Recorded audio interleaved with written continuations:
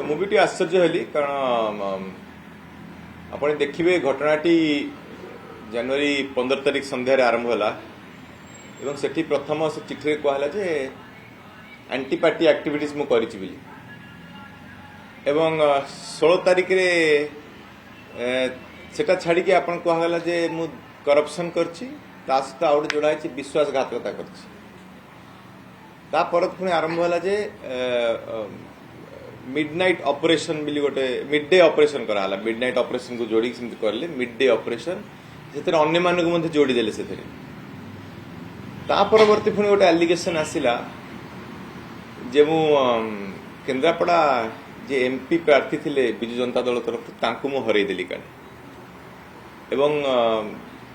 ता सहित केतले लैड काम आकु पचारनी तांकु पचारनी कथा मध्ये कहले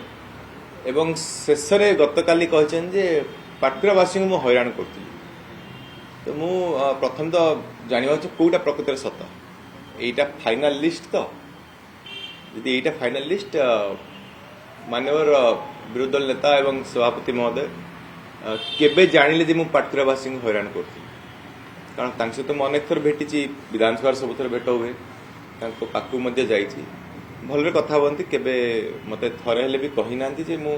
पाटकुरावासी को मु हैरान करची यदि हैरान करची काहा को हैरान करची पाखापाखि मते 90,000 भोट मिलिथिला मो सपक्ष रे 90 रु 91,000 भोट तो काहा को हैरान करची एवं मु मध्ये देखिली किछि ग्रुप हेकि जाइथिले गतकाली नवीन बाबू से देखा करिया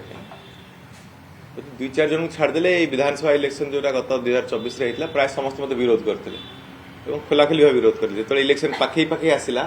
समस्त गोटे गोटे करी विरोध कले से खोलाखोली समझ जानी मते तो का कथा रे नवीन बाबू निष्पत्ति रे पहुंचले एबे प्रश्न उठछि सेटा जानिया दरकार आग जानियार इच्छा थिला जे कोन कोन एलिगेशन होउछि सेटा कहंतु एबे किए ताको से डाटाटा दउछि जहां माध्यम से निष्पत्ति रे पहुंचबा चाहछि सेटा जानिबा चाहछि तो आपण देखिबे कोनसी गोटे एलिगेशन किसी